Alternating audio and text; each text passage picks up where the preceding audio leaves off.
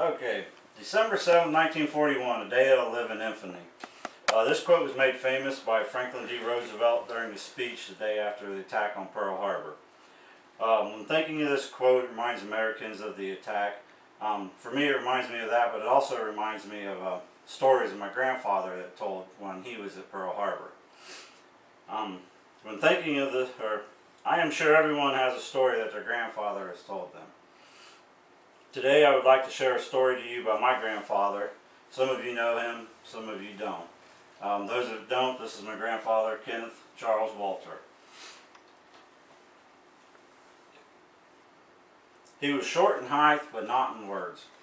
Grandpa could tell a lot of stories, and a lot of people listened to many, many stories over the years that he told. Seems like he had done everything in the world that there was to do. I remember taking a trip with Grandpa to Florida one time for 16 hours, sitting right beside him in the car, and boy, Grandpa told a lot of stories. But they were really interesting and great to listen to. He was hired as a civilian contractor by the Department of the Navy. One day, while he was at work, he burned his eyes while he was brazing. He scheduled an appointment the next day to see the doctor. His appointment was in the morning, and it just happened to be December 7th, 1941, when his appointment was. As he was walking to the doctor's office, he couldn't believe that they was conducting a training exercise in the harbor, so close to the ground and all. Well, by the time he realized it, the bombs were going off, and you could see the red on the airplanes. Everyone there had taken cover wherever they could. Him and another civilian down there jumped in a small boat and headed out and tried to help the sailors as they abandoned ships for the carriers that was getting sunk.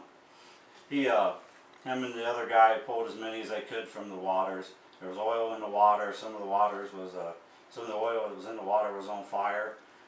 They got as many out as they could. When their boat was full, they took them to the shore, and then they went back out and got more.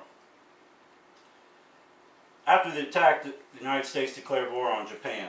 During this time, there was a shortage on copper. Divers salvaged as much copper as they could from the sunken and damaged ship. One in particular was the USS Arizona. As you can see in this picture, and hard to see, there's some shot glasses and some barrels and a sailor hat. This next picture here is the shot glasses and the whiskey barrel was actually made from copper, scrap copper that was salvaged from the USS Arizona.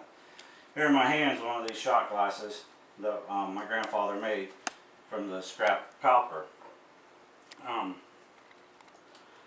Grandpa had always wanted to send these items to the USS Arizona Museum before his death. It was very close because Grandpa had some health problems, but he did manage to get these to the USS Arizona.